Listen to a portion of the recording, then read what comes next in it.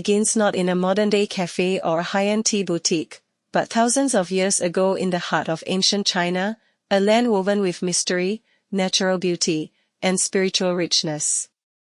Among the many gifts that nature offered the early Chinese civilizations, one would rise above the rest to become a universal symbol of warmth, wellness, and cultural elegance: tea. The origins of tea are enveloped in legend and wonder. One of the most enduring tales tells of Emperor Shen Nong, a revered figure in Chinese mythology often called the divine farmer. He was a sage ruler, known for his wisdom, curiosity, and dedication to the health of his people. Around the year 2737 BC, Shen Nong was boiling water in his garden, a common practice at the time to ensure the water was safe to drink, when a few leaves from a nearby Camellia sinensis tree were carried by the breeze and fell into his pot. Intrigued by the gentle aroma that began to rise from the steaming vessel, Shen Nong tasted the golden liquid. What he discovered was more than a drink, it was an experience. The infusion was invigorating, fragrant, and comforting, sparking both his curiosity and admiration. From that moment forward, tea was no longer just a plant, it became a vital element of Chinese life. According to legend, Shen Nong was a scientist of his time, documenting the effects of hundreds of herbs by personally ingesting them and observing their effects. The story of tea, then, isn't just a fable of happenstance, it's a tale of discovery grounded in exploration and purpose. The divine farmer understood the importance of plants and natural remedies, and tea quickly found its place among the most valued of them all. Tea, at its essence, was more than a flavorful beverage, it was a tonic, a medicine, a moment of peace. This discovery laid the foundation for a centuries-long journey that would influence the spiritual, social, and medical practices of empires to come. The cultural significance of tea in ancient China. As tea's reputation grew, so too did its role in society. What began as a medicinal curiosity soon evolved into a cherished ritual, a social glue that connected people across classes, philosophies, and provinces. By the time of the Tang dynasty, between 618 and 907 CE, tea had become a central element in Chinese culture, not just for its health benefits, but for its power to bring people together. During this golden age, the act of tea drinking became more than daily habit, it became art. Tea houses began to appear in cities and villages alike, offering not only a place to enjoy a hot brew, but also a space for storytelling, poetry, music, and conversation. These weren't merely businesses, they were sanctuaries of thought, reflection, and community. In the writings of Lu Tong, a Tang dynasty poet whose passion for tea bordered on spiritual devotion, we find the emotional resonance that tea carried. He once wrote, "The first cup moistens my lips and throat. The second cup breaks my loneliness. The third cup searches my barren entrails. The fourth cup raises a slight perspiration, and all life's inequities pass out through my pores." In his poetic reflection, we see how tea was more than a drink, it was therapy, a spiritual cleanser for the soul. Tea drinking was often accompanied by poetry, incense, and graceful ceremony. To pour tea was to offer a gesture of kindness. To receive it was to accept warmth and connection. The elegance of this ritualized hospitality reflected deep Confucian values, respect for elders, gratitude for company, and harmony with one's surroundings. This cultural reverence for tea seeped into everyday life. In homes, guests were welcomed with a freshly brewed cup as a sign of hospitality. In business, tea smoothed the path of negotiation. In philosophy and spirituality, tea served as a gateway to mindfulness, introspection, and balance. Chapter 1: The Origins of Tea. Extended voiceover script, Part 2 of 30 minutes. Beyond cultural symbolism, tea began to gain reputation as a powerful natural remedy. Ancient Chinese herbalists considered tea a crucial component of wellness, a tonic gifted by nature to aid the body and calm the spirit. In a world without modern medicine, the leaves of the Camellia sinensis plant offered a promising path to healing. Tea was believed to aid digestion, particularly after meals rich in fats and spices. It was often recommended by herbalists to clear heat from the body, calm the nervous system, and stimulate mental clarity. Unlike strong decoctions or bitter tinctures, tea was gentle, flavorful, and easy to incorporate into daily life. This made it a preferred base in countless medicinal brews. Green tea, with its grassy freshness, was often associated with cooling and cleansing properties. It was favored in warmer seasons and believed to counter internal heat or inflammation. Physicians of the Tang and Song dynasties wrote about green tea's ability to soothe headaches, refresh the senses, and sharpen the intellect. Meanwhile, oolong and black teas were praised for their warming qualities. These were ideal during colder months or after heavy meals. Their deeper oxidation processes brought forth not just robust flavor but also benefits that were thought to support circulation and digestion. Tea was also regularly infused with other herbs to amplify its effects. Ginger was a popular addition for its ability to warm the stomach and boost energy. Chrysanthemum, delicate and floral, was often steeped with tea to calm the liver and cool the eyes. Goji berries added sweetness and were said to nourish the blood.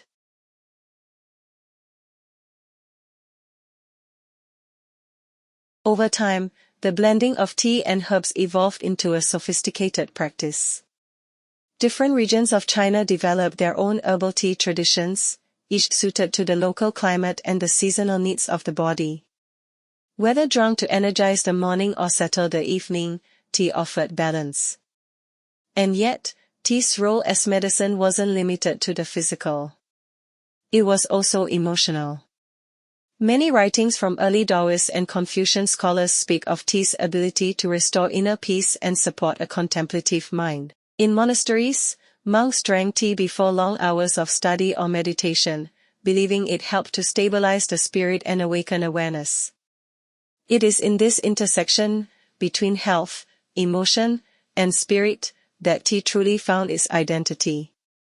Not as a cure-all, but as a constant companion in the rhythms of life. Whether facing illness or seeking calm, people turned to tea not just for results, but for the ritual, the stillness it encouraged. By the Song dynasty, tea had become deeply embedded in the philosophical and spiritual life of the people. It was no longer just a beverage or remedy, it was a discipline. Tea masters, like artists, refined their methods. Their brewing became deliberate, almost ceremonial, a mindful act that honored both nature and human effort. One of the most influential figures during this period was Lu Yu, a tea sage often referred to as the Sage of Tea.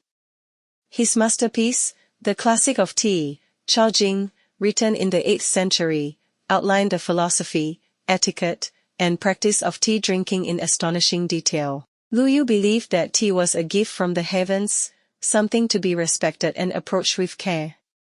He emphasized the importance of water purity, the correct brewing temperature, the shape and feel of the teaware, and even the serenity of the environment in which tea was consumed.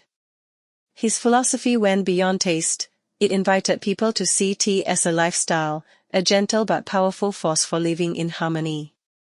Under Lu Yu's influence, tea drinking became more than functional, it became spiritual. Preparing tea was seen as a practice of cultivation, a way to align oneself with nature and practice stillness in an ever-changing world. His legacy would not only define Chinese tea culture for centuries but also influence neighboring countries, philosophers, monks, and emperors alike. Tea was no longer just leaves in water, it was a mirror of one's character, a measure of refinement, and a symbol of peace. As tea culture flourished in China, its influence began to ripple outward, touching lands beyond the empire's borders. By the 8th century, Buddhist monks traveling between China and Japan became the first carriers of this treasured drink, bringing tea seeds and knowledge with them across the East China Sea. The introduction of tea to Japan wasn't simply a case of cultural borrowing, it was a spiritual adoption. The monks recognized tea's potential to enhance their meditative practices. Its ability to promote alertness without agitation made it the perfect aid for long hours of chanting and silent reflection. Once planted in Japanese soil, tea took on a life of its own. The Japanese cultivated their own strains, developed new methods of processing, and eventually created matcha, a finely ground powdered green tea that became the centerpiece of their rituals. From these roots, the Japanese tea ceremony, known as shinoyu, began to bloom. This practice, which translates to the way of tea, is much more than a social event. It is a choreographed experience designed to cultivate harmony, respect, purity, and tranquility. Every element, from the selection of the teaware to the arrangement of the room, is intentional. One of the most influential figures in shaping the Japanese tea ceremony was Sonno Rikyu, a 16th-century tea master who believed in the concept of wabi-sabi, the beauty found in imperfection and simplicity. Under his guidance, tea gatherings became quiet, humble affairs, stripping away extravagance and focusing instead on presence and mindfulness. The tea room itself was modest, often with low entrances to encourage humility. Guests would cleanse their hands and mouths before entering, symbolizing a fresh beginning. Inside, a hanging scroll or a single flower would be carefully chosen to reflect the season or theme of the meeting. As powdered matcha was whisked in handmade bowls, silence often filled the air. But it was not an empty silence, it was sacred. It allowed space for reflection, for connection, for gratitude. Every sip was slow, intentional, respectful. In this way, tea became an art form and a form of meditation, a reminder to be fully present in the moment, to appreciate beauty in simplicity, and to honor the company of others. Back in China, tea continued to evolve as well. The Yuan and Ming dynasties saw new innovations, including loose-leaf tea, which became more popular than the powdered form. Teapots and cups made from Yixing clay and fine porcelain were introduced, enhancing both the aesthetic and flavor of the tea-drinking experience. While the style of tea drinking may have differed between China and Japan, the underlying principles remained the same: mindfulness, ritual, and reverence. As centuries passed, tea would make its way to Korea, Vietnam, and eventually the West, carried by explorers, traders, and missionaries. But in every new place it touched, tea adapted. It wove itself into the local culture while retaining echoes of its origins, reminding us of a garden in ancient China where leaves fell into a pot of boiling water and changed the world. These cross-cultural exchanges not only enriched the variety of tea traditions but also deepened the global appreciation for tea as both a beverage and a way of life. As tea found its way across borders and oceans, it never lost the essence of what made it so special. In every culture it touched, tea became more than just a drink, it became a ritual, a story, a moment carved out of time. Back in ancient China, tea's spiritual and social roots continued to deepen. By the time of the Ming Dynasty, 1368 to 1644, tea preparation had become more simplified and refined. Loose-leaf tea overtook powdered tea in popularity, and porcelain teaware became widely available, symbolizing both elegance and technological advancement. Emperors and commoners alike enjoyed tea, but it was during this time that imperial tribute teas, rare and high-quality teas reserved for the emperor, began to gain recognition. Entire villages would devote themselves to producing and perfecting these tribute teas, knowing that their livelihood depended on the emperor's satisfaction. Tea farms became more sophisticated, with farmers selecting the best terroirs, high altitudes with clean air, misty hillsides, and mineral-rich soil, to grow their crops. These choices weren't random, they were based on centuries of observation and experimentation. Farmers knew that elevation influenced flavor, that picking leaves at dawn yielded a sweeter taste, and that the weather could make or break a harvest. Artisans developed new methods of tea processing, steaming, pan-firing, fermenting, and oxidizing. Each method gave rise to new flavors, colors, and aromas, giving birth to the 6 main types of tea: green, black, oolong, white, yellow, and pure. This variety allowed tea drinkers to develop personal preferences, and the act of selecting and preparing tea became an expression of individuality and taste. Meanwhile, in Chinese households, tea was not just consumed, it was honored. Families developed their own rituals and customs around tea. It was poured to welcome guests, offered to elders as a sign of respect, and shared among friends during celebrations and farewells. Even in life's most solemn moments, tea played a role. It was used in ceremonies of mourning, poured to honor ancestors, and included in offerings at temples. Tea was not confined to joy or leisure, it was woven into every emotional fabric of life. Literature, too, reflected tea's deep cultural presence. Poets praised its fragrance and clarity.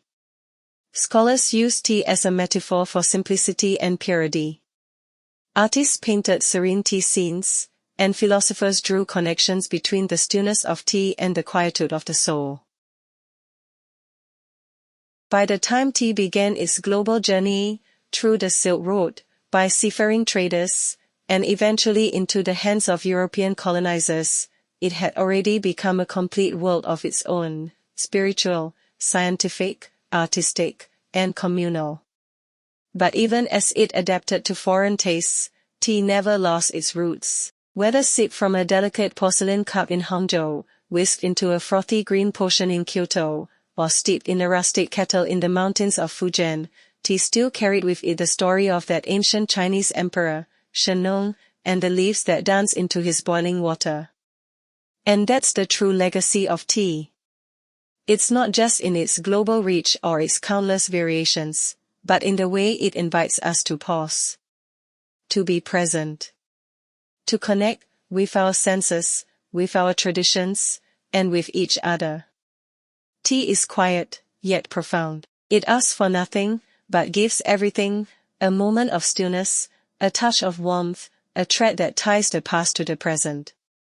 As we close this chapter on the origins of tea, remember that every cup holds a story, a lineage, a legacy. From the misty mountains of China to the tranquil tea rooms of Japan and beyond, tea continues to whisper the wisdom of centuries. All you have to do is listen.